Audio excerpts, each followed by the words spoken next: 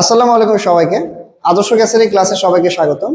তো আজকের এই ক্লাসটা বিগত কয়েক বছরের কোশ্চেন অ্যানালাইসিস করে বানানো হচ্ছে এবং এই ভিডিওতে সর্বমোট 7 থেকে 8টা সৃজনশীল প্রশ্নের সমাধান করে দেওয়া হবে এবং এই কয়টা প্রবলেম তোমরা সলভ করে গেলে আশা করা যায় এই চ্যাপ্টার থেকে ইনশাআল্লাহ 1 সেট প্রশ্ন তোমরা এইচএসসি তে কমন পাবা।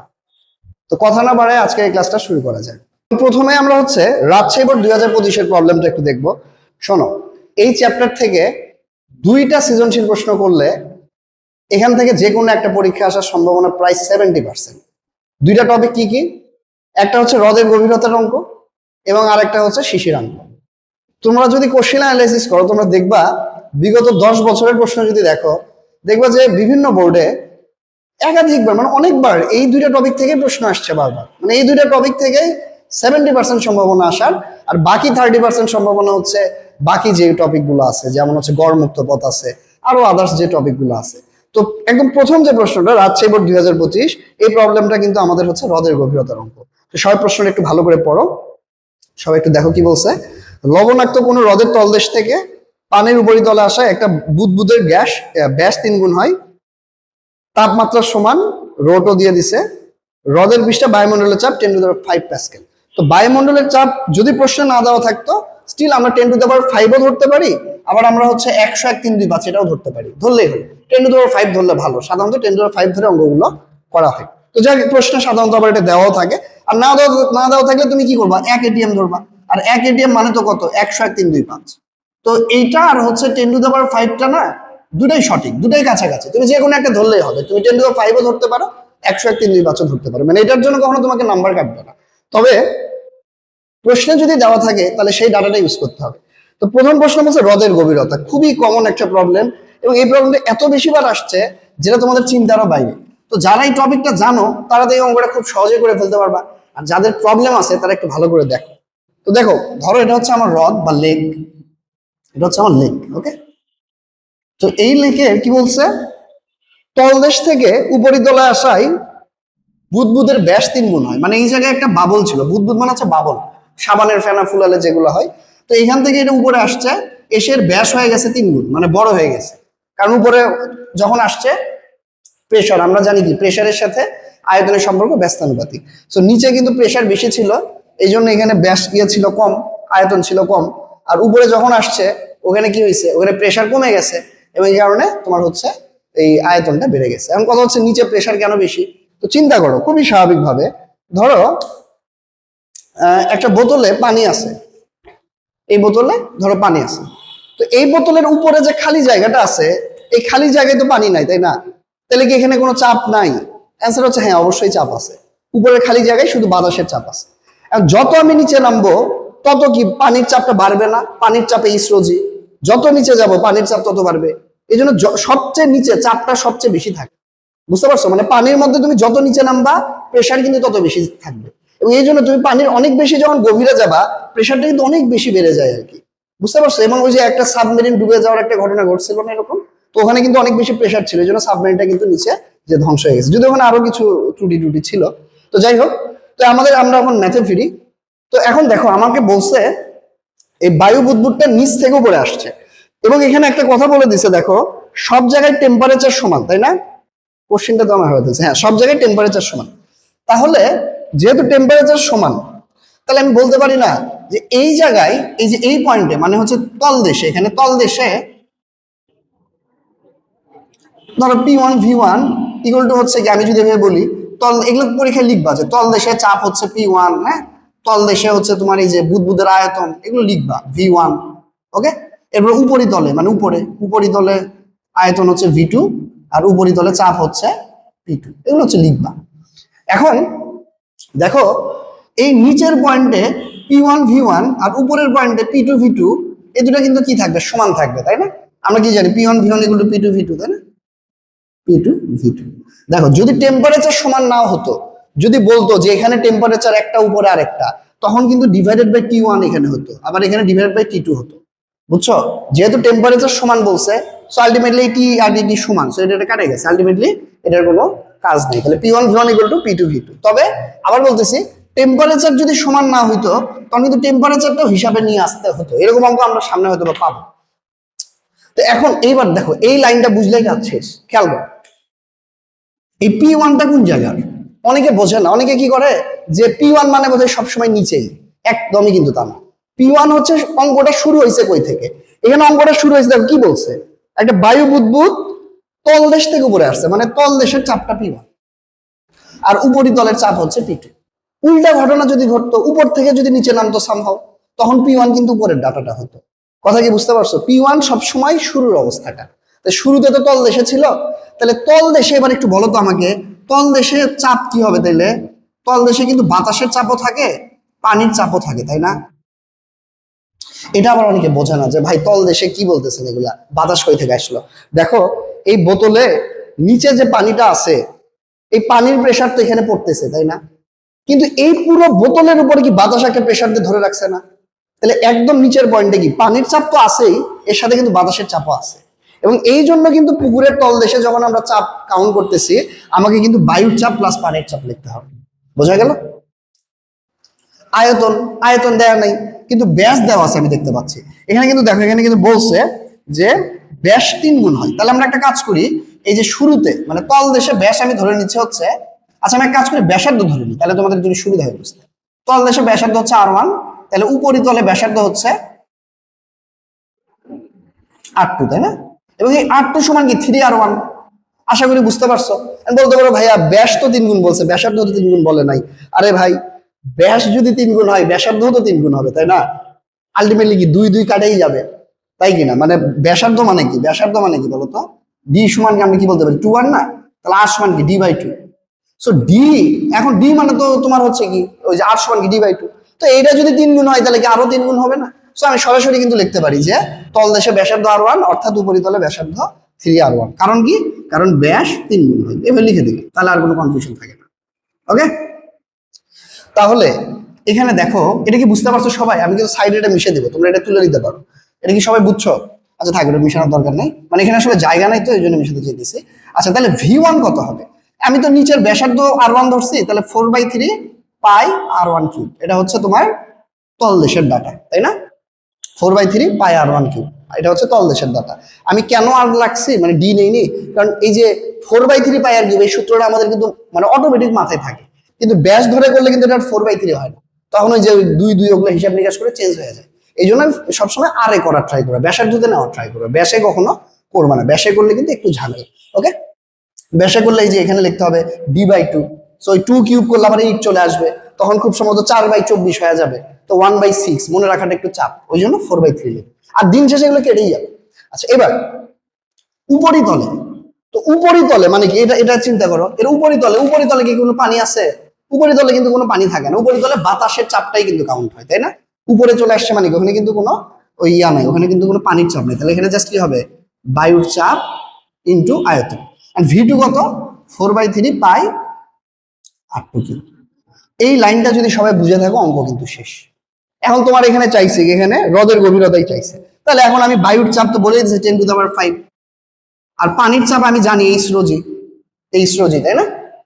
পানির চাপ এইচ রোজি 9 10 থেকে পড়ে আসছো। আর এই যে দেখো এই 4/3 পাই 4/3 পাই এখান থেকে কেটে গেছে, তাহলে এই পুরোটার সাথে কি থাকে খালি R1 কিউব। আচ্ছা এখানে অনেকে কিন্তু ব্র্যাকেট দিতে ভুলে যাবে, এখানে কিন্তু ব্র্যাকেট দিতে হবে, কারণ R1 কিউব দুইটার সাথেই গুণ আছে, ব্র্যাকেট না দিলে কিন্তু ভুল হয়ে যাবে, সেটা খেয়াল রাখতে হবে। আর এই পাশে শুধু এই যে বায়ুর চাপ 10⁵ প্লাস হচ্ছে এই যে এখানে হচ্ছে তোমার ইন্টু এটা হচ্ছে R2 কিউব। তাহলে এখন দেখো আমি কিন্তু বুঝতে পারছো আমার টার্গেট কে এইচ বাইর করা, তাহলে এইচ বাদে বাকি সব বেশি পার করবো। এখন আরেকটা জিনিস একটু খেয়াল করো, আমি একটু ভেঙে ভেঙে করছি, এটা কিন্তু আমি 2 লাইনে করে দিতে পারতাম, আমি ইচ্ছা করে ভাঙে ভাঙে করতেছি যেন তোমাদের বুঝতে সুবিধা হয়। 10⁵ R2 সমান কি বলতো 3R1 না? 3R1 whole to the power cube. কিন্তু অনেকে কিন্তু আবার বলতেছি ব্র্যাকেট দেয় না, ব্র্যাকেট না দিলে কিন্তু ভুল হয়ে যাবে। তো এবার তুমি দেখো আমি উপরে লিখতেছি আর কি, এই পর্যন্ত সবাই তুলে নাও, একটু সবাই একটু তুলে নাও। ওকে, তো তাহলে তো খেয়াল করো, তাহলে এই পাশে থাকে 10⁵ প্লাস হচ্ছে এইচ রোজি। এই R1 কিউব, এই R1 কিউব কিন্তু কেটে যাবে, তাই না? এই যে এই R1 কিউব R1 কিউব কেটে যাবে। আমি যদি এটা আলাদা করে দিই, এই যে 3 কিউব ইন্টু R1 কিউব, তাহলে এটা কেটে যাচ্ছে। তাহলে বাম পাশে থাকে কত 10⁵ ইন্টু 3 কিউব, তাই না? তাহলে এই যে এইচ রোজি এগুলো কত হচ্ছে বলো তো, এই 3 কিউব মানে কত 27 না? 3 3 3 9 27, 27 into 10 to the power 5 minus 10 to the power 5 divided by হচ্ছে কি বলতো, ডিভাইড বাই আমি একবারে করতেছি রো ইন্টু জি। তাহলে আমার এখান থেকে কিন্তু এইচ এর ভ্যালুটা চলে আসবে। রো কত, এখানে কি পানি বলছে, পানির রো দিয়ে দিছে। দেখো এই যে লবণাক্ত কোনো হ্রদ এবং লবণাক্ত পানির ঘনত্ব 1020, তাহলে এখানে 1020। আর কিছু না বললে নর্মাল পানি তখন 1000 ধরতাম। তাহলে এই যে উপরে হচ্ছে 27 থেকে একটা বাদ দিলে কত হয়, 26 ইন্টু 10 টু দ্য পাওয়ার 5। তাহলে এটা করলে আমার কিন্তু অ্যান্সারটা চলে আসবে ক্যালকুলেটরের কথায়। সবাই একটু তুলতে থাকবো, হ্যাঁ। আর হিসাবটা তোমরা নিজেরাই করো, ঠিক আছে, হিসাবটা নিজেরাই করো। আমার এখানে করা ছিল, এটা আমি খুঁজে পাইতেছি না। তো যাই হোক, সবাই আশা করি এটা কিন্তু পরীক্ষা আসবে, বুঝছো, এর পরীক্ষা মানে আসার চান্স অনেক বেশি, অনেক বেশি, প্রায় 50% চান্স এই একটা প্রশ্ন আসার আর কি। এবং প্রসেস প্রত্যেকটা অঙ্কের সেম। তাহলে আমার এই যে 260.1 মিটার, 260.1 মিটার, তাহলে আমার হ্রদের গভীরতা হচ্ছে 260.1 মিটার। তাহলে এটাই হচ্ছে আমার গ নাম্বার প্রশ্নের অ্যান্সার। তো যারা বোঝোনি ভিডিওটা আগে নাও, নিয়ে আবার দেখো, এটা কিন্তু খুবই গুরুত্বপূর্ণ। এবং আমি শিওর এই ক্লাসটা করার পরে এই অঙ্কটা আর কারো কোনো সমস্যা থাকবে না। সবাইকে এটা বুঝতে পারছো? সবাই এটা ক্লিয়ার? এখন এখানে আবার আরেকটা কথা বলি, সেই কথাটা হচ্ছে কি, তোমার হচ্ছে দেখো, এটা কিন্তু এমসিকিউ এর জন্য শর্টকাট হিসেবে মনে রাখা যায়। কিভাবে মনে রাখবা? মনে রাখার বুদ্ধিটা হচ্ছে, মানে এই অঙ্কটা এমসিকিউ, এটা আসলে ইঞ্জিনিয়ারিং এর এমসিকিউ আসে, বুঝছো, এইচএসসি লেভেলের এমসিকিউ আসার কোনো সুযোগই নাই। তো এখানে তুমি জাস্ট দেখবা কত গুণ বলছে, মানে ব্যাসার্ধটা কত গুণ বলছে। ধরো 3 গুণ বলছে, তাহলে তোমার সূত্রটা হচ্ছে কি, ব্যাসার্ধ যত গুণ বলবে, মনে রাখবা ব্যাসার্ধ যত গুণ বলবে, ধরো ব্যাসার্ধ যত গুণ বলছে, ব্যাসার্ধ যত গুণ বলবে ওইটার উপরে কিউব -1, ওকে, ওটার উপরে কিউব -1। এবং এই পুরোটার সাথে তুমি কি করবা, এই পুরোটার সাথে তুমি হচ্ছে ওই যে ইয়া করবা, কি করবা, বাতাসের চাপ তুমি দিবে হচ্ছে গুণ বায়ুর চাপ, যেটা তোমাকে প্রশ্নে দেওয়া থাকবে 10 টু দ্য পাওয়ার 5, আর নিচে হচ্ছে রোজ। মানে এটা কিন্তু লাস্ট লাইনটাই আমি হচ্ছে সূত্র আকারে এখানে লিখলাম আর কি। শর্টকাট কিন্তু এইভাবে আসে, শর্টকাট কিন্তু এমন না যে আবিষ্কার করা হয় আলাদা, এরকম কিছুই না। মানে দেখো, আমি দেখে মনে হতে পারে অনেক বড়, অ্যাকচুয়ালি না। দেখো ব্যাসার্ধ কয় গুণ বলছে, 3 গুণ না, তাহলে কত হবে, 3 কিউব -1, এবং এর সাথে বাতাসের চাপ গুণ 10 টু দ্য পাওয়ার 5, নিচে হচ্ছে রো ইন্টু জি। 1020 দিয়ে দিছে জন্য লিখলাম এটা 920। এই যে আমার কিন্তু এটা করলে সহজ। নম্বরটা বলছে, দেখ ঘ নাম্বারটা কিছুই না, এটা খুবই সহজ। বলছে যে এই হ্রদটি মিঠা পানির হইলে গভীরতার তারতম্য বের। তো আমার গ নাম্বারে গভীরতা আসছে 260, তো ঘ নাম্বারে সবই সেম, খালি কই চেঞ্জ হবে বলতো, মিঠা পানির ক্ষেত্রে রোর ভ্যালু কত, মিঠা পানি মানে নর্মাল পানি 1000, তাই না? তাহলে জাস্ট আমি সরাসরি ওই লাইনটা লিখতেছি। ওখানে কত ছিল বলতো, 26 ইন্টু 10 টু দ্য পাওয়ার 5, নিচে রোর মান হবে খালি 1000 ইন্টু হচ্ছে 9.8। এই তো, মানে লাস্ট লাইন পর্যন্ত সব সেম, শুধু লাস্টটা এসে তুমি রোর ভ্যালুটা এখানে কি করবা, 1000 বসায় দিবে। ওখানে 1020 ছিল, এখানে তুমি 1000 বসায় দিবে। বুঝতে পারছো? খুবই সহজ প্রশ্ন। তাহলে যে 265.3, তো অবশ্যই তারতম্য হবে 200। দেখছো, তাহলে একটা কনসেপ্ট দিয়ে তুমি কিন্তু 7 মার্কস পাই যাইতেছো। মানে গ পারলে তো ঘ পারবা, একই অঙ্ক তো, তাই না? এবং কিন্তু বোর্ডে আসছে একদম রিসেন্ট 2025-এ আসছে। তাহলে আমার অবশ্যই হ্রদের গভীরতার তারতম্য হবে, এবং সেটা কত বিয়োগ করে বলবো 5 মিটার। বুঝতে পারছো? ওকে, তো গেল এটা। তো এখন আমরা দিনাজপুর বোর্ড 2025-এর একটা ম্যাথ প্রবলেম দেখবো। এবং দিনাজপুর বোর্ড 2025 সালে এখান থেকে 2টা প্রবলেম আসছিল। তো সবাই একটু দেখো। বলছে এক্স আর ওয়াই গ্যাসের যথাক্রমে এত গ্রাম আর এত গ্রাম ভরকে 2টা পাত্রে রাখা আছে, মোল সংখ্যা 10। তো প্রথম পাত্রের গ্যাসের চাপ আর টেম্পারেচার দিছে, দ্বিতীয় পাত্রেরও এগুলো দিছে। যে বলছে এইচ গ্যাসের আয়তন কত। তো এটা তো ভাই একদম কেমিস্ট্রি, এটা বাচ্চা কাচ্চা অঙ্ক। কি তোমার এখানে কি চাইছে, এখানে আয়তন নির্ণয় করতে বলছে, মানে ভি। তো এখানে সবই দেওয়া আছে, পি দেওয়া আছে, এন দেওয়া আছে, টেম্পারেচার দেওয়া আছে। তো সরাসরি এটা কি হবে বলতো, পিভি সমান কি, আমরা জানি পিভি সমান কি এনআরটি, তাই না? এখন দেখো এখানে সবই দিছে, এই যে দেখো মোল সংখ্যা 10 দিছে, এটা কিন্তু বলেই দিছে, তাই না? এই যে মোল সংখ্যা 10, দুইটারই মোল সংখ্যা 10, তাহলে এন হচ্ছে 10 মোল। এখানে তোমার হচ্ছে ইয়া দিছে, এই যে কি বলে, চাপ দিছে, চাপ পি দিছে হচ্ছে, এক্স গ্যাস হচ্ছে 20 না, 20 না এটা, হ্যাঁ 20, পি হচ্ছে 20 কিলো প্যাসকেল। তো কিলো মানে কি 10 টু দ্য পাওয়ার 3, তাহলে 20 into 10 to the power 3 Pascal. Okay, V কত দিছে, আয়তন দেয় নাই নাকি? এই আয়তন কি দিছে, আয়তন দেয় নাই বোধহয়, না আয়তন দেয় নাই, আয়তন দেয় নাই, দেখছো আয়তন দেয় নাই, ও আয়তনই চাইছে অ্যাকচুয়ালি, সরি আয়তনই চাইছে। আর টেম্পারেচার দিয়া দিছে, টেম্পারেচার কত দিছে, এক্স 20, হ্যাঁ 350 কেলভিন, মানে একদম কেলভিনেও দিয়ে দিছে। মানে সেলসিয়াসে দিলে তো 273 যোগ করতাম, কিছুই করতাম না, সরাসরি ভ্যালু বসানো। তাহলে যে ভি সমান VnRT বাই পি, তাহলে এখানে বসাই দিলেই তো হয়ে যাচ্ছে। তাহলে 10, 8.314, টি কত 350, আর এর ভ্যালু তো সবাই আমরা জানি, তাই না? 8.314 যখন এসে এককে থাকবে। এবং ফিজিক্সের সাধারণত কি এসে এককে থাকে, একক কি বলতো? জুল পার মোল পার কেলভিন। ঠিক আছে, তো 350 আর নিচে হচ্ছে পি কি 20 × 10⁻³ তো এটা করলে যেটা হয় আর কি, সবাই একটু করে দেখতে পারো। তাহলে আমি একটু করি, 8.314 ইন্টু হচ্ছে 350 ভাগ হচ্ছে 10⁻³ তাহলে 1.4549, এটা কি? হ্যাঁ 1.4549, তাহলে 1.455 লিখতে পারি, 1.455 এত মিটার কিউব। যেহেতু এসআই কোড করছিস তো স্বাভাবিকভাবে এটা কিন্তু মিটার কিউবে আসবে। সবাইটা উঠে। তো এবার ঘ নম্বর প্রশ্নটা দেখো, বলছে পাত্র দুটিকে একসাথে খুলে দিলে কোনটা থেকে অধিক দ্রুত গ্যাস বাইর হবে, মানে বেগ জানতে চাচ্ছে। এবং গ্যাসের বেগকে আমরা বলি হচ্ছে সিআরএমএস, তাই না? Root mean square.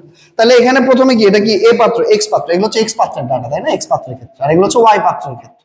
ওয়াই পাত্রের ডাটাগুলো একটু লিখে নিই। এন তো সেম আছে, এন আর লেখার দরকার নেই, এগুলো পি ওয়ান পি টু লেখা, তাহলে P one V one T one. তো এটার ক্ষেত্রে তোমার হচ্ছে পি টু কত, পি টু কত প্যাসকেল দিছে? পি টু দিছে হচ্ছে 30, তাহলে 30 10⁻³ প্যাসকেল। টি দিছে হচ্ছে কত? টি টু দিছে হচ্ছে 450 কেলভিন, তাই না? আচ্ছা, এখন বলো তো সিআরএমএস এর ফর্মুলা কি? এখানে কি কি দেওয়া আছে? টেম্পারেচার দেওয়া আছে, মোল সংখ্যা দেওয়া আছে, ভর দেওয়া আছে। মোস্ট ইম্পর্টেন্ট ভর দেওয়া আছে। এখানে W1 দিছে হচ্ছে কত? প্রথমটা 450 গ্রাম, আর সেকেন্ডটা কত দিছে বলো তো? W2 = 300 গ্রাম, 300 গ্রাম। তাহলে তোমরা নিশ্চয়ই সবাই এটা জানো, সিআরএমএস = কি? যখন এখানে টেম্পারেচার দেওয়া আছে এবং এখানে এই যে মোল সংখ্যা টঙ্ক এগুলো দেওয়া আছে, তার মানে আণবিক ভর আমি চাইলে বের করতে পারবো। তাহলে কি হবে? √3RT/m। এই সূত্র না জানলে মুখস্থ করে নাও, সিআরএমএস = √3RT/m। ওকে, তো তাইলে কারণ এটা যেহেতু আমি আবার বলতেছি, আমি প্রত্যেকটা ভিডিওতে এই কথা বলতেছি বারবার যে আমি খুব বেশি ডিপে যাচ্ছি না। হ্যাঁ, এগুলো যারা আমরা রেগুলার ক্লাসের স্টুডেন্ট তারা এগুলো কিন্তু অনেক ভালো করেই জানো, কই থেকে আসছে না আসছে সবই দেখানো হয়েছে। তো এখানে জাস্ট সলভ ক্লাস করে দেওয়া হচ্ছে। সো এবং খুব কম সময়ের মাঝে, যেহেতু তোমাদের সময় নেই ওই কারণে মেনলি করা, সো এই জন্য খুব বেশি ডিটেলসে কিন্তু আমি যাইতেছি না। স্টিল আমি কিন্তু চেষ্টা করতেছি যতখানি বোঝানো যায়, আমি কিন্তু চেষ্টা করতেছি বোঝানো। তো যাই হোক, তাহলে প্রথমটার ক্ষেত্রে এক্স এর ক্ষেত্রে, হ্যাঁ এক্স গ্যাসের ক্ষেত্রে, তো টি1 কত? এখানে টি1 হচ্ছে 350। এমটা অনেকে বোঝে না, তো এম তো ভাইয়া কেমিস্ট্রি যারা পারো মোটামুটি, তো এটা তো জানো এন সমান কি W/m না, মোল সংখ্যা। তো তাইলে এখান থেকে ইয়া করো, তুমি এমটা বাইর করে নাও, তাহলে W/m। এখন এই জায়গাতে অনেকে ভুল করবে। কি ভুল করবে জানো? ডাব্লুর মান 450 গ্রাম বসাবে, এগুলো কিন্তু এসআই ইউনিটে বসে, তার মানে কেজিতে নিতে হবে। তাহলে 1000 ভাগ, তাহলে 0.45 কেজি, আর মোল হচ্ছে 10 মোল, তাহলে 0.45 ভাগ হচ্ছে 10। ওকে, 0.45 ভাগ হচ্ছে 10, দ্যাট ইজ 0.045। ওকে, তাহলে এখানে কিন্তু 0.045 এটা বসাতে হবে। আশা করি সবাই বুঝতে পারছো। তাহলে এটা আমি যদি একটু হিসাব করি, তাহলে যে 3 × 8.314 ইন্টু হচ্ছে 350 ভাগ হচ্ছে 0.045 রুট ওভার অ্যান্সার। তাহলে আমার এটা আসছে হচ্ছে 440.45 মিটার/সেকেন্ড, 4 এটা হলো প্রথমটা। সেম ভাবে ওয়াই গ্যাসের ক্ষেত্রে এই সেম সূত্র দিয়ে আবার করবা, খালি কই চেঞ্জ হবে, টি2 চেঞ্জ হবে, এম2 চেঞ্জ হবে, দুটো বসায় দিবা। তাহলে ওয়াই এর ক্ষেত্রে এম2 কত হবে বলো তো? এম2 হচ্ছে তোমার এই যে W/N লিখবে, এগুলো W1 W2 লিখবে, এটা তো বুঝতেই পারবে, তাই না? আর W2 দেওয়া আছে বোধহয় 300 গ্রাম, তাহলে 0.3, এটা তো 10 মোলই আছে, তাহলে 0.03 হবে। আর টি2 তো তোমার এখানে প্রশ্ন দেয় আছে বোধহয় কত, ওই যে 450 কেলভিন। সো এটা বসাই দিলে এখান থেকে নতুন সিআরএমএস পাবে একটা, এবং এটা আমি একটু আগে করে রাখছি। সো সেকেন্ড পাত্রে খুব সুন্দর 600 সামথিং আসে, 611 আসে নাকি? হ্যাঁ, তাহলে অবশ্যই তোমার এখানে দ্বিতীয়, মানে দুইটা একসাথে খুলে দিলে দ্বিতীয় পাত্রের গ্যাসটা জলদি বা তাড়াতাড়ি বা দ্রুত বের হবে। সবাই এটা বুঝতে পারছো? তুলে। তো আরেকটা কথা, তোমার আমি কিন্তু শুরুতেই বলছি এই চ্যাপ্টার থেকে দুইটা টপিক সবচেয়ে গুরুত্বপূর্ণ। একটা হচ্ছে তোমার ওই যে ইয়াগুলো আছে যেটা আমি বলতেছিলাম বারবার, হ্রদের গভীরতা যেটা আমি করে দিলাম একটু আগে, আর হচ্ছে শিশিরাঙ্ক। এ বাদে থার্ড নম্বরে আসে হচ্ছে এই সিআরএমএস, আর একটা টপিক আছে গড়মুক্ত পথ। এই চারটার মধ্যেই কিছু না কিছু সাধারণত দিয়ে দেয় আর কি। সত্যি। তো এখন আমরা দিনাজপুর বোর্ড 2025-এর প্রবলেমটা দেখবো, এবং এটা হচ্ছে শিশিরাঙ্গ রিলেটেড প্রবলেম। দ্যাট মিনস এইটা কিন্তু ভাই হট ফেভারিট একটা অঙ্ক, এবং এটা কিন্তু পরীক্ষায় আসার সম্ভাবনা অনেক অনেক অনেক বেশি। সো এই অঙ্কটা শুরু থেকে শেষ পর্যন্ত ভালো করে করবা। বিশেষ করে আবার বলতেছি, যাদের দুর্বলতা আছে, যারা ভালো পড়াশোনা করছো এই সময় শিওর তারা এগুলো খুব ভালোভাবে পারে। যাদের প্রবলেম আছে তাদের জন্য এই ক্লাসগুলো মেইনলি করা। ওকে, তো খেয়াল করো, ভালো করে দেখো। শুষ্ক এবং আর্দ্র বাল্ব হাইগ্রোমিটারের তাপমাত্রা 28। আচ্ছা, এখন আমি একটা শর্টকাট মনে রাখার একটা টেকনিক বলি, অনেকে বোঝে না যে কোনটা শুষ্ক কোনটা সিক্ত, এটা অনেকে বোঝে না।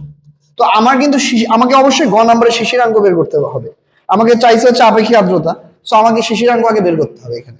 তো শিশিরাঙ্ক বের করার সূত্র কি বলতো? আমরা জানি শিশিরাঙ্ক সমান কি বলতো? থিটা সমান কি? এই সূত্রটা θ1 - θ ইকুয়াল টু হচ্ছে g ইনটু θ1 - θ2, তাই না? g ইনটু θ1 - ঠিক আছে না? হ্যাঁ ঠিক আছে। এই থিটাটা হচ্ছে শিশিরাঙ্ক। এখন এখানে θ1 মনে রাখবা, শুষ্ক সিক্ত আর্দ্র যাই বলুক না কেন, বড় টেম্পারেচারটা θ1 হয় সবসময়। ওকে, যেমন এখানে কত আছে দেখো, 30 আর 28, বড় কোনটা 30, এবং এটাকেই কিন্তু দেখো শুষ্ক বাল্ব বলছে। তো শুষ্ক মানে হচ্ছে শুকনা, ওকে, আর আর্দ্র মানে সিক্ত মানে কি? ভেজা। তো ভেজাটা সবসময় কম হয়, শুষ্কটা বেশি হয়। এটার কনসেপ্টে আমি কিন্তু যাচ্ছি না, গেলে তখন আরো ডিটেলসে বলতে পারতাম যে এটা কিভাবে হয় না হয়। তাও বলি, এখানে দুটো থার্মোমিটার থাকে, একটা এরকম পাত্রের মধ্যে থাকে। তো একটা থার্মোমিটারে ভেজা কাপড় লাগানো থাকে। সো ওই থার্মোমিটারটা কি করে? ওই ভেজা কাপড়ের রিডিং দেয়, ভেজা জিনিসের টেম্পারেচার দেখায়। আর এটা হচ্ছে শুষ্ক, মানে এটা বাতাসের টেম্পারেচার দেয়। তো এই দুটো টেম্পারেচারের পার্থক্য থেকে হচ্ছে শিশিরাঙ্ক বের করা যায়, বুঝলা? আর এই জি কোন টেম্পারেচারের? জি হচ্ছে গ্লেসিয়ারের উৎপাদক, এটা প্রশ্নে দেওয়াই থাকবে। এবং মনে রাখবা, এই জিটা হচ্ছে বায়ুর তাপমাত্রায়, θ1 তাপমাত্রায় গ্লেসিয়ারের উৎপাদক আমাদের লাগবে। ওকে, θ1 তাপমাত্রায় জি লাগে সবসময়, জিটা দেওয়াই থাকে θ1। সাধারণত এখানে 30-এরই দেওয়া আছে, তুমি উদ্দীপক দেখো, এই যে দেখো 30 ডিগ্রিতে গ্লেসিয়ারের উৎপাদক 1.65, এটা মনে রাখবা। 30 ডিগ্রিতে 1.65। ধরো পরীক্ষায় গ্লেসিয়ারের উৎপাদক দেওয়া নাই, তুমি 1.6 1.65 এই মাঝে কিছু একটা ধরবা, বা 1.6 ধরবা, দেখবে তোমাকে ফুল মার্ক দিচ্ছে। কারণ সাধারণত এই 30 31 32 এগুলোতে 6 6.2 6.3 এরকমই থাকে। ওকে, তবে এটা প্রশ্নে দেওয়াই থাকবে। আবার বলতেছি, যদি 30 আর 28 দুইটাতেই গ্লেসিয়ারের উৎপাদক দেওয়া থাকতো, তাও কিন্তু গ্লেসিয়ারের উৎপাদক সবসময় বাতাসের টেম্পারেচারে। তোমার বাতাসের টেম্পারেচার তো 30, তাহলে 30টা আমার কিন্তু জি। তাহলে এখান থেকে আমি শিশিরাঙ্ক, যে θ1, এটা আমি আগে করে রাখছি, তো আমি সরাসরি হিসাব আর করলাম না, গুণ আর কি হিসাব করবো বলো, এটা আমি করে রাখছি তো আগে। সো এটা করলে এখান থেকে থিটা আসতেছে হচ্ছে আমার কত? 26.7 ডিগ্রি সেলসিয়াস। তাহলে এটা আমার প্রথম অংশ। শিশিরাঙ্ক আমাকে জানতে হবে, এরপরে যা বলছে বলুন। এখন দেখো বলছে আপেক্ষিক আর্দ্রতা। তো আপেক্ষিক আর্দ্রতার সূত্র কি? আপেক্ষিক আর্দ্রতা রিলেটিভ হিউমিডিটি, আরও লেখে আর এইচও লেখে, দুটাই ঠিক। উপরে কি? উপরে কি বলতো? উপরে হচ্ছে ছোট হাতের এফ, মানে তোমাকে ছোট হাতের এফ বাই বড় হাতের এফ লিখলেই হবে, তোমাকে এত কিছু লেখার দরকার নেই। কিন্তু তুমি সাইডে পরিচয় দিবে। ছোট হাতের এফ কি? বায়ুতে উপস্থিত জলীয় বাষ্পের, প্রশ্নে সাধারণত চাপ দেওয়া থাকবে, তাহলে জলীয় বাষ্পের চাপ, দিস ইজ হচ্ছে ছোট হাতের এফ। ওকে, আর বড় হাতের এফ হচ্ছে লিখবা ওই তাপমাত্রায়, মানে বায়ুর যে টেম্পারেচার, ওই তাপমাত্রায় সম্পৃক্ত বাষ্পচাপ। ওকে, তো এই ছোট হাতের এফ আর বড় হাতের এফ আশা করি সবাই জানো, কিন্তু যদি না জানো তাদের উদ্দেশ্যে আমি একটু বলি। দেখো শিশিরাঙ্কের অঙ্ক কিন্তু আসবে, এখান থেকে তুমি 10 মার্ক কমন পাওয়ার চান্স অনেক বেশি, অনেক মানে অনেক বেশি। তো ছোট হাতের এফটা হচ্ছে, ধরো এই রুম, ওকে, আমি আবার এই বোতলের এক্সাম্পল দিই। মনে করো এই বোতলে 1 লিটার পানি ধরে। ওকে, এই 1 লিটার পানির তো একটা চাপ আছে, একটা প্রেশার আছে। এই 1 লিটার পানির প্রেশারটা যেটা ধরে, সেটা হচ্ছে বড় হাতের এফ। ওকে, এটাকে বলা হয় সম্পৃক্ত করতে যে চাপ লাগে। যাক, আমি অত ডিপে যাব না, খুবই সিম্পল কথা বলবো, এই জন্য লেখছে সম্পৃক্ত বাষ্পচাপ। সম্পৃক্ত মানে যতখানি জায়গা আছে পুরোটা জুড়েই পানি আছে, বুঝছো? মনে করো আমি 2 কেজি চালের ভাত খাইতে পারি, আমি 2 কেজি খাইছি, দিস ইজ সম্পৃক্ত। ওকে, মানে যা যতখানি ক্যাপাসিটি পুরোটাই ফিল আপ, তাহলে এটা হচ্ছে বড় হাতের। আর ছোট হাতের এই বোতলে কি 1 লিটার পানি আছে? দেখো তো, 1 লিটার পানি কিন্তু নাই। এই বোতলে হয়তো বা 400 মিলিলিটার পানি আছে, আচ্ছা ধরে নিলাম হাফ লিটার পানি আছে, তাহলে এই হাফ লিটার পানিটা হচ্ছে ছোট হাতের। মনে রাখবে, তাহলে বড় হাতের মানে ধারণ ক্ষমতা, যা ধরে পুরোটাই বড় হাতের, আর ছোট হাতের হচ্ছে কতটুকু আছে। ওকে, তাহলে এখন আমার দেখো, তাহলে বুঝতে পারছো এটা? তাহলে কতখানি আছে, মানে এই যে ধরো 400 মিলি, আর কতটুকু ধরে 1 লিটার, তাহলে 400 ভাগে 1000, তাহলে এটার এখন আর্দ্রতা হচ্ছে 40%, 40% আর্দ্রতা এটা। ওকে, তো দেখো, আর আমার এই প্রশ্নে দেখো, আমার তার মানে নিচে আমার টেম্পারেচারে দেখো কি কি দিছে এখানে, খেয়াল করো। আচ্ছা, এখানে ওই তাপমাত্রায় না, এখানে বায়ুর তাপমাত্রায় লিখবা, বুঝছো? বায়ুর তাপমাত্রায়, বায়ুর তাপমাত্রা মানে বাতাসের যে টেম্পারেচার, ওই টেম্পারেচারে হিসাব হবে। তো খেয়াল করো, আমার বাতাসের টেম্পারেচার ছিল হচ্ছে কত, এখানে 30। এবং 30-তে দেখো সম্পৃক্ত বাষ্পচাপ দিছে 31.85 মিলিমিটার মার্কারি, তাই না? হ্যাঁ, 31.85। তাহলে বড় হাতের এফ এর মান 31.85। একক যা আছে তাই রাখবা, ঠিক আছে? উপর নিচে সেম একক কাটাই যাবে।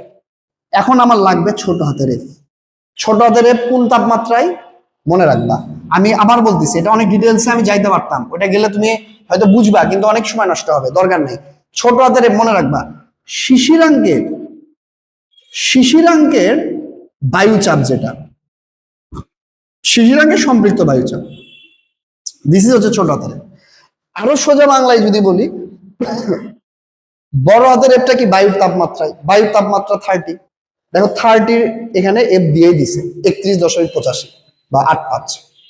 শিশিরাঙ্ক কত? 26.7। 26.7 ভ্যালু কি এখানে দেওয়া আছে? দেখো তো 26.7 ভ্যালু দেখো, অবশ্যই দেওয়া নেই। যদি দেওয়া থাকতো ডাইরেক্ট বসাই দিতাম, শেষ। দেওয়া তো নাই, তাহলে কি করতে হবে? 26.7টা বের করতে হবে। কিভাবে? দেখো 26 এবং 28 দেয়া আছে, তো ছোটবেলায় আমরা সবাই ঐকিক নিয়ম করছি, তাহলে 26 আর 28 মাঝেই 26.7 আছে, তাই না? তাহলে আমরা একটা কাজ করি। কি কাজ? আচ্ছা, এটা আমি উপর একটা বিষয় দিলাম।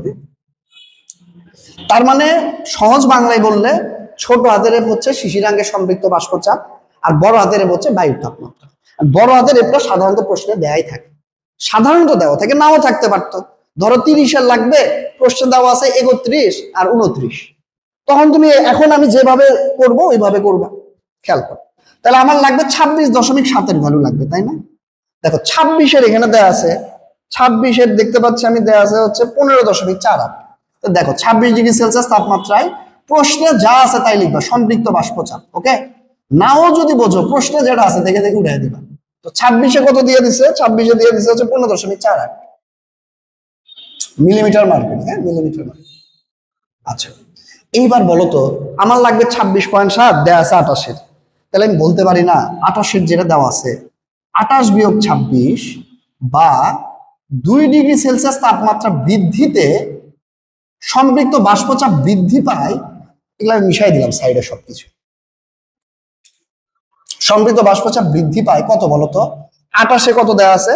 28-এ দেওয়া আছে হচ্ছে 28-এ কত দেওয়া, আমি হারাই ফেলছি। 28-এ দেওয়া আছে হচ্ছে 28.45।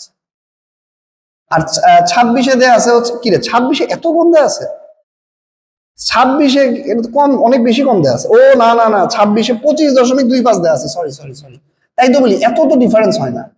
25.25 দেওয়া আছে, তাহলে 26-এ 25.25 এত মিলিমিটার। মানে 26-এ 25.55 আর 28-এ হচ্ছে তোমার 28.45। তাহলে এই দুটা যদি আমি বাদ দেই, তাহলে আমি কি পাবো বলতো? তাহলে আমি কি পাবো? এটা থেকে এটা বাদ দিতে কি হবে? 3.2। তাহলে এই যে 3.2 মিলিমিটার মার্কারি, এটা বাড়ছে কত ডিগ্রি তাপমাত্রা বৃদ্ধিতে বাড়ছে? 2 ডিগ্রি, তাই না? 26 থেকে 28 মানে কি 2 ডিগ্রি। আমার কত ডিগ্রি বৃদ্ধির জন্য লাগবে? তাহলে একে কত আগে এটা ব্যাক, অত বোঝার দরকার না, আগে আগে কত এটাকে ব্যাক কর, তারপর একটা পড়ো। তাহলে 1.6 মিলিমিটার, এটা হচ্ছে 1 ডিগ্রির জন্য। এইবার কমন সেন্স ইউজ করো, তোমার লাগবে কত ডিগ্রি? তোমার লাগবে 26.7, তাই না? কিন্তু তুমি তো জানো 26-এর তো জানোই, তাহলে এই যে 0.7 এর জন্য কতটুকু বাড়ছে, এটা যদি বের করতে পারো, সেটা 26-এর সাথে যোগ দিলেই তো 26.7 চলে আসতেছে, তাই না? তাহলে তোমাকে জাস্ট কি করতে হবে? 0.7°C তাপমাত্রা বৃদ্ধিতে কতখানি বাড়ে, একে এত হলে এটা গুণ দিয়ে দেই, তাহলে এই তো আমার চলে আসতেছে এই যে 1.6 ইন্টু 0.7, তাহলে 1.12 মিলিমিটার মার্কারি, 1.12 মিলিমিটার মার্কারি। তাহলে এটা কি আমার 26.7 বায়ুচাপ? হ্যাঁ বলো তো, অ্যান্সার হচ্ছে না, এটা হচ্ছে বাড়ছে এতটুকু, এতটুকু বাড়ছে। তাহলে আমি বলো তো বলতে পারি না, এগুলো মিশাই দিলাম, এগুলা পরে আবার লিখবো। তাহলে আমি বলতে পারি না যে 26.7 ডিগ্রিতে বাতাসের চাপ তাপমাত্রায় সম্পৃক্ত বায়ুচাপ, এই কথাটা মনে রাখবা, সম্পৃক্ত বায়ুচাপ এগুলো তাহলে কত? 26-এর তো আমি জানি 25.25 প্লাস এই যে বাড়ছে কতটুকু 1.12 এত মিলিমিটার মার্কারি, তাহলে এটা যোগ করো এখন, তাহলে কত হচ্ছে এখানে? 26.37 মিনিট। এইবার আমরা আরএইচ বের করবো। আরএইচ তাহলে কত? আরএইচ উপরে তাহলে যেটা বসাবো, যেটা আমি শুরুতে লিখে কাটে দিলাম, একটু আগে মিশাই দিলাম, আর নিচে হচ্ছে কত বাতাসের টেম্পারেচার 30। 30-তে কত আমি ওই যেমন লিখে রাখছিলাম, 30-তে কত দেওয়া আছে এখানে আবার দেখি। 30-তে দেওয়া আছে 31.85 ইন্টু হচ্ছে 100%। তাহলে এই যে এটা হিসাব করলে আমার কিন্তু এখান থেকে আরএইচ চলে আসতেছে। তো 26.37 ভাগ হচ্ছে 31.85 ইন্টু 100%। তো আমার এটা আসতেছে 82.79। ভয়াবহ অবস্থা, 82.79। মানে এখন যেরকম হিউমিডিটি মোটামুটি এই লেভেলের আর কি। তাহলে 82.79%। এখন ঘ নাম্বারটা করার আগে আমি তোমাদের একটা কথা বলি। দেখো আমি শিশিরাঙ্কের আরো অঙ্ক করে দিব না, এই একটাই করে দিব, কিন্তু আমি তোমাকে জিনিসটা বলবো যে তোমার কাছে দিবে সামনে। তোমার শিশিরাঙ্কের এখানে আরো কিছু ম্যাথ আছে, মানে তুমি যখন টেস্ট পেপার অথবা বোর্ডের যে কোশ্চেন গুলো আছে এটা যখন তুমি উল্টাবা, তুমি দেখবে শিশিরাঙ্কের এক গাদা প্রশ্ন তুমি পাওয়া যাবে। তো দুই ধরনের ম্যাথ হয়, গ নাম্বারে দেয় শিশিরাঙ্ক কত, ঘ নাম্বারে দেয় আর্দ্রতা কত, এটা একটা সেট। আবার একটু পেঁচায় বলে দুই জায়গার তথ্য দেয়া থাকে, ধরো ঢাকা চট্টগ্রাম, চট্টগ্রাম কক্সবাজার রাজশাহী, দুই জায়গার তথ্য দেয়, দিয়ে বলে কোন জায়গাতে বেশি অস্বস্তি লাগবে। ওকে, এখন মনে রাখবা আর এইচ এর ভ্যালু, হ্যাঁ আর এইচ এর স্ট্যান্ডার্ড ভ্যালু দেখো, এটা তো 82%, এটা কিন্তু অস্বস্তিদায়ক লাগবে, তোমার গরমে ঘামে অবস্থা খারাপ হয়ে যাবে এই হিউমিডিটি থাকলে। অ্যাকচুয়ালি হিউমিডিটি তো না, রিলেটিভ হিউমিডিটি। তো যাই হোক, এটা নিয়ে না মানে আসলে ওই রকম কোনো ইয়া নাই, এক্সাক্ট নাই, তবে সাধারণত 45 থেকে 55 এই পার্সেন্টেজ আর এইচ থাকলে এটা ভালো, এটা ভালো, এটা গুড, দিস ইজ গুড। ওকে, 55 বেশি হলেও খারাপ, এটা অনেক জায়গায় 40 থেকে 50 বলে, বুঝছো, এটা আসলে ভ্যারি করে, মানে 40, 50, 55 দিস ইজ কাছাকাছি, এগুলো সবই কাছাকাছি। সো মোটামুটি তুমি বুঝতেই পারবা। এখন মনে করো তুমি অঙ্ক করে দেখতেছ, অনেকে বলে যে আর এই যত কম তত ভালো, এটা ভুল কথা। আর ইজ 55 চেয়ে বেশি, এটাও খারাপ, this is bad. R is 40 চেয়ে কম, দিস ইজ অলসো ব্যাড। বলতে পারো ভাই আপনি 40 নিলেন 45 নিলেন না, দেখো 40, 45 এই রেঞ্জটা মোটামুটি ঠিক আছে, টলারেবল, বাট 40 নিচে দিস ইজ ব্যাড। আবার এদিকে 55 বেশি খারাপ, 55, 56, 57 খারাপ, খুব একটা ভালো না। আমার কথাটা কি বুঝতে পারছো? তো মোটামুটি তুমি হচ্ছে এই জন্য বলতে পারো যে ভাইয়া 40 থেকে 55 এটা হচ্ছে সেফ জোন। ওকে, অনেক অনেক জায়গায় 40 থেকে 50 লেখা আছে, তবে 52, 53 এগুলো খুব একটা খারাপ, সাধারণত ওই 50, 55 মধ্যে ওঠানামা করে। এখন ধরো আর এইচ আসছে অঙ্ক করে এক জায়গায় 30%, আর এক জায়গায় 32% বা 33%। আমি কথা হচ্ছে আবার আরেকটা অঙ্কে ধরো, এটা দুইটা আলাদা আলাদা ম্যাথের কথা বলতেছি। তোমার আর এইচ আছে 70% আর আর এইচ আসছে ধরো 62%। ওকে, ধরো এটা ঢাকা, এটা রাজশাহী, এটা ধরো সিলেট, এটা ধরো চট্টগ্রাম, বা হোয়াট এভার, কিছুই ধরতে হবে না। এবার এই দুইটা ধরো তোমার অ্যান্সার আসছে, প্রসেস তো আমি দেখাই দিছি কিভাবে করবে। দুইটার মধ্যে তো দুইটাই খারাপ, বেশি খারাপ কোনটা দেখো। আর এই 40-এর নিচে নামলে ত্বক শুষ্ক হয়ে যাবে, ত্বক ফেটে যাবে, স্কিন ফেটে যাবে, বুঝছো, মানে ওই যে হয় না অনেক সময় শীতের মধ্যে স্কিন ফেটে যায়, এই তাহলে 30-এও ফাটবে, 33-ও ফাটবে। তো 30 তো বেশি কম, তাহলে 30 খারাপ কেন? কারণ হচ্ছে ওই যে বেশি শুষ্ক হয়ে যাবে, তো তার 33 অনেক খারাপ, বাট 30 আরো বেশি খারাপ। তার মানে কমের ক্ষেত্রে যেটা বেশি কম ওইটা খারাপ। ওকে, এবার বেশি দেখো, 62ও বেশি, 70ও বেশি, মানে 55 থেকে বা 50-এর থেকে দুটাই বেশি, 55ই বলি আমি সেফ জোন। এখন তবে 62-র চেয়ে 70 আবার বেশি, 62টা একটু কম, তার মানে 62টা এখানে আবার ভালো, 70টা হচ্ছে খারাপ। তার মানে কমের দিকে গেলে বেশি কমটা খারাপ, বেশির দিকে গেলে বেশিটা খারাপ। কথাটা বুঝো, আমার কথা আশা করি বুঝতে পারছো। মনে করো রাজশাহী চট্টগ্রাম, রাজশাহীতে 60, চট্টগ্রামে 65, কোনটা ভালো? 60 ভালো। এবার সিলেট কক্সবাজার, সিলেটে 30, কক্সবাজারে 25, কোনটা ভালো? দুটাই তো খারাপ, তবে 25টা বেশি খারাপ, কারণ বেশি কম। বেশি কম হইলেও সমস্যা, বেশি বেশি হইলেও সমস্যা, বুঝতে পারছো? ক্লিয়ার? এই জিনিসটা মাথায় রাখবা, এইটা দিয়ে কিন্তু অঙ্ক আসে। ওকে, সবাই এটা একটু লিখে নিতে পারো, এই কনসেপ্টটা একটু লিখে নিতে পারো। ঘ নম্বরে বলছে যদি দিনের টেম্পারেচার কমে 18 হয়, ঘনীভূত পানির শতকরা পরিমাণ আপেক্ষিক আর্দ্রতার সমান হবে কিনা। মানে এটা খুবই একটা ফালতু একটা প্রশ্ন আর কি, মানে এটা মানে খুব একটা ভালো কোশ্চেন না সত্যি কথা বলতে। এখানে আমার রুমের টেম্পারেচার ছিল হচ্ছে 30 ডিগ্রি, তাই না? তো 30 ডিগ্রিতে আমার হচ্ছে গিয়ে ইয়া কত ছিল বলতো, 30 ডিগ্রি টেম্পারেচার, বাট আমার শিশিরাঙ্ক ছিল কত, 26.7। শিশিরাঙ্ক 26.7। আচ্ছা বলো তো এত ডিগ্রি সেলসিয়াস, যে এটার সাথে আমার তেমন একটা স্বাদ নাই। বলো তো আমার রুম টেম্পারেচার যে 30 ছিল, 30তে RH মানে হচ্ছে আমি RH যেটা আমি একটু আগে বের করলাম, এই RH ছিল কত বলো তো? RH ছিল হচ্ছে 82 না, 82.79% আসছে। আচ্ছা এখন 30 ডিগ্রিতে এখানে দেখো, তোমার 30 ডিগ্রিতে সম্পৃক্ত বাষ্পচাপ খুব সম্ভবত দেয়া আছে হচ্ছে 31.85। আচ্ছা এখন শোনো, এই যে আমরা শিশিরাঙ্ক অঙ্কটা যে করলাম, তো শিশিরাঙ্কে সম্পৃক্ত বাষ্পচাপ কত ছিল বলতো? শিশিরাঙ্কের ছোট, এটা কিন্তু অনেক কনসেপচুয়াল একটা ম্যাথ, কনসেপ্ট না বুঝলে এটা কিন্তু পারা বেশ কঠিন। তো শিশিরাঙ্কের ছোট হাতের আমাদের আগের ম্যাথে আসছিল 26.37 মিলিমিটার মার্কারি। আচ্ছা এবার শোনো, দেখো প্রশ্ন আরেকটা দেওয়া ছিল 30 ডিগ্রিতে এখানে সম্পৃক্ত বাষ্পচাপ 31.85, এটা দেওয়া আছে প্রশ্ন, এত ছিল। এটা হচ্ছে আমার বোতল, ভালো করে শুনবা।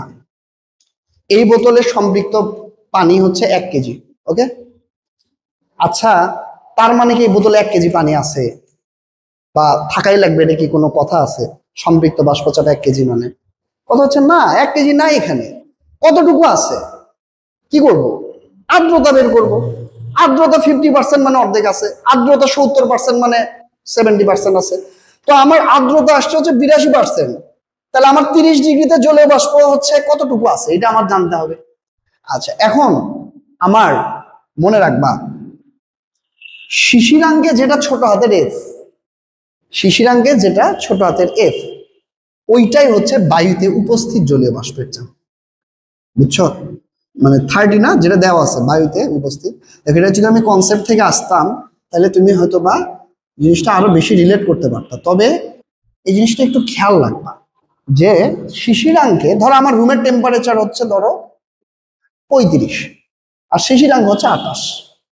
এখন আমি অঙ্ক করে বাইর করছি যে ভাইয়া শিশিরাঙ্কে বাষ্পচাপ হচ্ছে সাপোজ 30 মিলিমিটার, তার মানে আমার রুমের যে টেম্পারেচার আছে না 32 বা সামথিং 35, ওইখানে ওটা সেম, মানে আমার রুমে জলীয় বাষ্প কতটুকুই আছে। সিম্পল বাংলা যদি বলি, জলীয় বাষ্পে মানে বায়ুতে উপস্থিত যে চাপটা, এটাই হচ্ছে ছোট হাতের এফ, এটাই আবার শিশিরাঙ্কের সম্পৃক্ত বাষ্পচাপ, বুঝছো? সিম্পল কথা, এটা মনে রাখবা যে এই ছোট হাতের এফ এর আরেকটা পরিচয় হচ্ছে বায়ুতে উপস্থিত জলীয় বাষ্পের চাপ। বায়ুর টেম্পারেচার কত দেখার দরকার নেই, 30, ওকে। তাহলে যে 30-এ আমার উপস্থিত আছে এতটুকু, তাই না? এখন এইটা উপস্থিত আছে, ওকে, ভালো কথা। এখন কথা হচ্ছে দেখো না, আরেকটা তথ্য আছে। কি তথ্য? খেয়াল করো, ভালো করে দেখো। আমার এখানে বলছে যে কতটুকু ঘনীভূত হবে, মানে টেম্পারেচার কমলে কতটুকু ঘনীভূত হবে। তো ঘনীভূত যখন বলবে, আমাকে না ভর দিয়ে হিসাবটা করতে হবে, আমাকে হিসাবটা করতে হবে ভরের সাহায্যে, বুঝছো? ভর দিয়ে হিসাব করতে হবে, মানে চাপ। যেমন মনে করো এই পানির ভর হচ্ছে ধরো 1/2 কেজি, তো একটা চাপ আছে। তো এখন পানির ভর যদি 1/2 কেজির জায়গায় 1 কেজি হয়, চাপ আরো বেশি হবে না? বলতে পারি না ভর আর চাপ দুইটাই সমানুপাতিক। তো আমি ভর তাহলে কেমনি বের করবো? আমরা এভাবে লিখবো যে ধরি ভর ইকুয়াল টু একটা কনস্ট্যান্ট ইন্টু হচ্ছে চাপ, 26.37 ইন্টু হচ্ছে কে। এই কে এটা হচ্ছে একটা ধ্রুবক। মানে বিষয়টা অনেকটা এরকম যে ভাই চাপ থেকে ভরে যাব, কিন্তু কেমনে যাব আমি জানি না, আমার জানার দরকারও নাই। আমি ধরে নিচ্ছি কি যে চাপের সাথে একটা কে গুণ দিলে ভর হয়ে যায়, ওকে? এই কেটা একটা কনস্ট্যান্ট, এই কনস্ট্যান্টের মান আমার জানার দরকার নেই, কারণ এর একটু পরে কেটেই যাবে। কথা বুঝতে পারছো? তাহলে আমি চাপ তো জানি 26.37, ওর সাথে কে গুণ দিছি, হয়ে গেল কি ভর, বুঝছো? মানে আমি মনে করো ভর জানি, ওর সাথে কে গুণ দিলাম, চাপ হইলো। চাপ জানি, ওর সাথে কে গুণ দিলাম, ভর হইলো। মানে এই কে এর মান আমি জানি না, ধরে নিছি কে, ওকে? ওকে, এটা তাহলে আমার কখন? এটা হচ্ছে 30-তে, যেটা আমার রুমে ছিল। এখন বলছে দেখো, এখন বলছে 18 ডিগ্রি নাকি জানি দেখলাম, বলছে যদি তাপমাত্রা কোনো 18 হয় তাহলে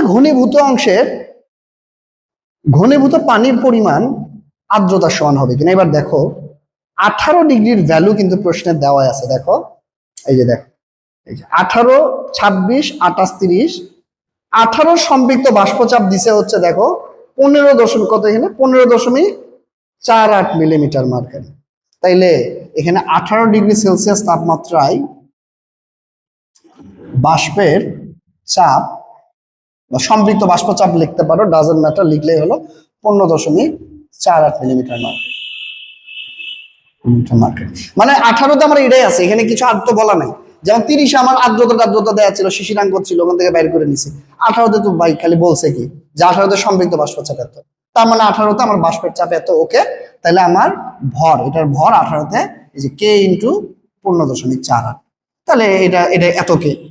ঠিক আছে, বুঝছো? মানে 18 ডাটাটা এখানে চাপ দেওয়া আছে, ওটাকেও কে দিয়ে গুণ দিচ্ছে, ওটা ভর হয়ে গেছে। তো এটা যেহেতু ভর করছো, তুমি চাইলে এটাকে গ্রাম লিখতে পারো, তুমি চাইলে কেজি লিখতে পারো, ইচ্ছা যা খুশি। কারণ কি, কে এর ভ্যালু তো আমি জানি না, কে এটা এমনি একটা কনস্ট্যান্ট ধরছে। তো কে গুণ দিলে গ্রামও হতে পারে, কেজি হতে পারে, কোনো সমস্যা নেই। বলছো দেখ, তাহলে ঘনীভূত হয়েছে কতটুকু? ঘনীভূত মানে কি ভাইয়া? ঘনীভূত মানে কতটুকু বাইরে হয়ে গেছে, ঘন হয়েছে। মানে বিষয়টা সিম্পল বাংলা, মনে করো 1 কেজি পানি ছিল, এখান থেকে মনে করো আমি হচ্ছে 200 গ্রাম পানি এখান থেকে সরাই ফেলছি, তাহলে অবশিষ্ট কতটুকু আছে? 800 গ্রাম। এই কনসেপ্টটা এখানে ইউজ করতে হবে, এটাই ঘনীভূত। ওকে, তাহলে এখানে আমি যদি বলি, তাহলে ঘনীভূত অংশের ভর বা ঘনীভূত অংশ ইকুয়াল টু হচ্ছে কত? তাহলে ছিল কত? 26.37 কে, আছে কত? 15.48 কে, বিয়োগ দাও, ডিভাইডেড বাই আদি অবস্থা। অলওয়েজ পরিবর্তন বললে পার্সেন্টেজ করলে আদি অবস্থাতে ভাগ করতে হয়। আদি অবস্থায় কত ছিল? মানে শুরুতে 26.37 কে, ইন্টু হচ্ছে 100%, শেষ। এখন এটা যদি হিসাব করে দেখছো কে কে কাটা যাবে, যায়া খুব সম্ভবত, এটা আমি তো পড়ে রাখছি একটু আগেই, 41.3% হবে। আর আমার আর এইচ ছিল কত? আর এইচ ছিল মানে 82%। তো অবশ্যই সমান হওয়ার কিন্তু কোনো সুযোগই নাই। তো এখন আমরা চট্টগ্রাম বোর্ড 2025-এর ম্যাথ প্রবলেমটা করব। তো তোমরা একটু প্রশ্নটা ভালো করে দেখো, খুব সিম্পল একটা প্রবলেম। বলছে যে প্রমাণ তাপমাত্রা ও চাপে, তো প্রমাণ তাপমাত্রা ও চাপ মানে কি? এসটিপি, তাই না? তো প্রমাণ তাপমাত্রা ও চাপ এসটিপি, টেম্পারেচার কত? 0°C, দ্যাট ইজ হচ্ছে 273 কেলভিন। আর প্রেসার, প্রেসার তুমি চাইলে 1 অ্যাটমসফিয়ার 101.325 ধরতে পারো, 10⁵ প্যাসকেলও ধরতে পারো। তবে আমার মতে 101.325 ধরলে ভালো। দুটাই সঠিক, দুটাই ধরা যায়, বুঝছো? এটা নিয়ে কোনো মানে ইয়ার কিছু নাই, দুটা একটা ধরলে হবে। তো বলছে ঘনত্ব দিছে, তাই না? দুইটা গ্যাসের ঘনত্ব। তাহলে মনে করো ρ1, একটা গ্যাস আমি ρ1 ধরলাম 1.25 কেজি পার মিটার কিউব, আর আরেকটা হচ্ছে 0.09 কেজি পার মিটার কিউব। বলছে পরবর্তীতে প্রথম গ্যাসের তাপমাত্রা এতটা উন্নীত করে, যাই হোক এগুলো পরে লাগবে। নাম্বার 1, প্রথম গ্যাসের চূড়ান্ত আয়তন কত? তো এখানে কি কি দেয়া আছে দেখো। প্রথম গ্যাসের এখানে আচ্ছা, ও আরো তথ্য আছে। আচ্ছা আচ্ছা আচ্ছা আচ্ছা, পরবর্তীতে প্রথম গ্যাসের তাপমাত্রা 52 করা হয়েছে, তাহলে এটা T1 আর T2 হইতেছে 52। তাহলে 52°C যোগ 273, দ্যাট ইজ হচ্ছে কত? 5 টু 325 কেলভিন, তাই না? করায় চাপ দ্বিগুণ হয়, that is P2 equal to 2P। তো P1 যেহেতু আমি 1 অ্যাটমসফিয়ার ধরে নিছি, তাহলে এটা 2 অ্যাটমসফিয়ার, তাই না? তাহলে 2 ইন্টু 101.325। এন্ড বলছে প্রথম গ্যাসের চূড়ান্ত আয়তন কত? তার মানে এখানে দুইটা অবস্থা, ইনিশিয়াল অবস্থা এবং শেষ অবস্থা। তো দেখো পি দেওয়া আছে, পি দেওয়া আছে, তাই না? আর আমার চাইছে হয়েছে কি, প্রথম কি চাইছে এখানে? চূড়ান্ত আয়তন। তার মানে শুরুর আয়তন অবশ্যই দেওয়া আছে এখানে, এই যে প্রাথমিক আয়তন 3 সেন্টিমিটার কিউব, 3 সেন্টিমিটার কিউব। আচ্ছা, সেন্টিমিটার কিউব থেকে মিটার কিউবে গেলে কি করতে হয় বলতো? সেন্টিমিটার থেকে মিটারে যেতে গেলে -2, 10⁻²। তো কিউব মানে কি? 2 এর কিউব কত হয়? 6, তো 10⁻⁻6 মিটার কিউব। তাহলে দেখো আমার লাগবে V2। তাহলে P1 দেওয়া আছে, T1 দেওয়া আছে, V1 দেওয়া আছে, V2 দেওয়া আছে, বা এগুলো চাইছে। তখন বোঝাই যেতেছে PV divide by T, P2 V2 divide by T2। এগুলো বসাই দিবা, P1 T1 এগুলো বসাও। P1 হচ্ছে 2 অ্যাটমসফিয়ার, তাহলে 2 into 100, sorry P1 1 atmosphere, V1 হচ্ছে 3। তুমি সেন্টিমিটার কিভাবে করলে হবে, উপর নিচে সেম একক তো, কোনো প্যারা নাই। T1 হচ্ছে কত এখানে? 273, P2 হচ্ছে 2 ইন্টু 101.325, V2 লাগবে, আর T2 হইতেছে কত এখানে? 325। তো এটা আমি আগে হিসাব করে রাখছি, এবং এটার ভ্যালুটা আমার আসছে হচ্ছে, এটা হিসাব তোমরা ভাগটা করতে পারবো অবশ্যই। এটা আসে হচ্ছে 1.78 10⁻⁻6 মিটার। ওকে, তাহলে এটা হচ্ছে, এটা হচ্ছে খুবই সিম্পল একটা ম্যাথ প্রবলেম ছিল। সবাই এটা বুঝতে পারছো? এখন ঘ নম্বরে বলছে, দেখো ঘ নম্বর প্রবলেমটা কিন্তু আবার অতটা সহজ না। অঙ্ক ছোট, কিন্তু যারা জানে না তাদের জন্য একটু ঝামেলা। হ্যাঁ, ওই যে নতুন একটা সূত্র, নতুন সূত্র বলতে কি, এগুলো মুখস্থ থাকা উচিত। তোমরা যেহেতু কদিন পরে পরীক্ষা দিবা, তো এগুলো মনে রাখা উচিত। তারপরেও যদি না জানো, ওই জন্য ভিডিওটা করা, যাতে দেখে যেন উপকারে আসে। তো যাই হোক, ঘ নম্বর বলছে দেখো, এসটিপিতে মানে প্রমাণ তাপমাত্রা চাপে দ্বিতীয় গ্যাস অণুর মূল গড় বর্গবেগ মানে সিআরএমএস। ওকে, প্রথম গ্যাসের সিআরএমএস এর কত গুণ। এন্ড দেখো এইখানে সিআরএমএস বের করতে বলছে। তুমি সিআরএমএস তো ভাই বিভিন্ন ভাবে বের করতে পারো, তবে এখানে কি বলছে দেখো তো, প্রমাণ তাপমাত্রা ও প্রমাণ চাপে দ্বিতীয় গ্যাসের অণুর মূল গড় বর্গবেগ মানে সিআরএমএস। তো সিআরএমএস এর সূত্র কি ছিল বলতো, একটু আগে আমি লিখছিলাম √3RT/m, তাই না? 3RT/m সূত্র কিন্তু ওকে, নো প্রবলেম। তবে এখানে একটু ঝামেলা আছে। কি ঝামেলা ভাইয়া? এমটা কি তুমি জানো? কোন গ্যাসের কি এখানে আণবিক ভর দেয়া আছে? দেখো তো, কোন আণবিক ভর দেয়া নাই। তাহলে এই সূত্রটা করা যাবে না। করা যাবে? যাবে। কি বুদ্ধি? দেখো, ঘনত্ব দেয়া আছে। তোমরা যারা এটা সম্পর্কে ধারণা আছে সিআরএমএস সম্পর্কে, তারা কিন্তু জানো যে সিআরএমএস এর আরেকটা সূত্র আছে, সেটা কি √3p/ρ, তাই না? সাধারণত এই দুটো সূত্র দিয়ে অঙ্ক হয়, কিন্তু এটা আমি ইচ্ছা করে রাখছি, দুটাই লিখে রাখতে পারো। এটা কখন? যখন আণবিক ভর দেয়া থাকবে, আর এটা কখন? যখন ঘনত্ব দেয়া থাকবে। ওকে, তো তাইলে আমি এখন এক কাজ করি, এখানে তো এখন আমি ঘনত্ব দিয়ে বের করতে পারবো না, তাহলে প্রথম গ্যাসের বের করি। তাহলে সিআরএমএস 1 প্রথম গ্যাস, তাহলে √p কি এসটিপি না, যে কি এখানে প্রমাণ তাপমাত্রা চাপ দিছে দেখতেছি, তাহলে কি প্রমাণ তাপমাত্রা কি 100, চাপ কি 101 অ্যাটমসফিয়ার, তাহলে 101325 প্যাসকেল। এবং এটা রো হচ্ছে কত? 1.25। তাহলে এখান থেকে আমি কিন্তু প্রথমটার পাওয়া যাব, দ্যাট ইজ হচ্ছে 101.325 হচ্ছে 1.25। এটাকে যদি রুট করা হয় তাহলে 493.13, 493.13 মিটার পার সেকেন্ড। ওকে, আর সিআরএমএস 2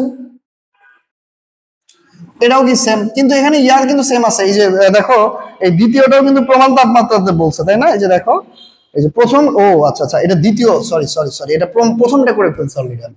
এখন দ্বিতীয়টা বলছে, এই যে প্রমাণ তাপমাত্রা চাপে দ্বিতীয় গ্যাস অণুর মূল বর্গবেগ প্রথম গ্যাসের কত গুণ হবে। তো প্রথমটা আমি আগে বাইর করে ফেলছি, বুঝছো? আর দ্বিতীয়টার ক্ষেত্রে কি বেশি? প্রেসার বেশি, তাই না? দ্বিতীয়টার ক্ষেত্রে সেম প্রেসার নিতে বলছে। প্রশ্ন কিন্তু বলেই দিছে দ্বিতীয়টাও কি প্রথম, মানে ওই প্রমাণ তাপমাত্রা চাপেই বের করতে বলছে। তো তার মানে কি এখানেও 1 অ্যাটমসফিয়ারই বসাতে হবে, কিন্তু জাস্ট চেঞ্জ হবে রো। ওইটা ছিল 1.25 আর এটা রো হবে হচ্ছে কত? এটা মনে হয় 0 কত দেয়া আছে, রো 0.09, তাহলে 0.09। তাহলে এখান থেকে আমি হচ্ছে দ্বিতীয়টার পাওয়া যাবো, তাহলে 3 ইন্টু, মানে ভাই ডাইরেক্ট সূত্র, বুঝছো? আর কিছুই না লিটারালি। তাহলে এটা পাইতেছি আমি 1800, কত পাইছি? এটা কি চাইছে? 1837। তাহলে তার মানে কি আমার অবশ্যই দ্বিতীয়টা বেশি, 1837 পয়েন্ট সামথিং ছিল এখানে, পয়েন্ট হচ্ছে 8। তুমি লাস্টে চাইলে ভাগ করতে পারো, যেহেতু কত গুণ বলছে সে অবশ্যই ভাগ করবে। তো RMS1 CRMS2 হচ্ছে কি 1837, আর নিচে হইতেছে 493.13। তাহলে কত গুণ দেখো, মোটামুটি 3.73 গুণ, তার মানে 3.73 এত গুণ। ওকে, ক্লিয়ার? এই সব তুলে নাও। তো এখানে আরেকটা কথা, আমি হচ্ছে 7টা প্রবলেম ভাবছিলাম করব, কিন্তু এরপরে 4টা প্রবলেমের পরে আমি যা দেখতেছি বাকি 3টা এগুলো যারা বুঝবা এমনি পারবা, সেম টু সেম। মানে এই মাত্র 4টা সৃজনশীল প্রশ্ন কিন্তু এই ভিডিওতে হয়তো থাকবে, 4 থেকে 5টা। এই কয়টা করলে আশা করা যায় এখান থেকে তুমি অ্যাকসেপ্ট কমন পাবা ইনশাল্লাহ। এবং একটা প্রশ্ন আছে, তোমরা দেখবা রাজশাহী বোর্ড 2023, রাজশাহী বোর্ড 2023, এখানে হ্রদের গভীরতার অঙ্কে আসছে, তবে প্রবলেমটা একটু বেশি এক্সেপশন।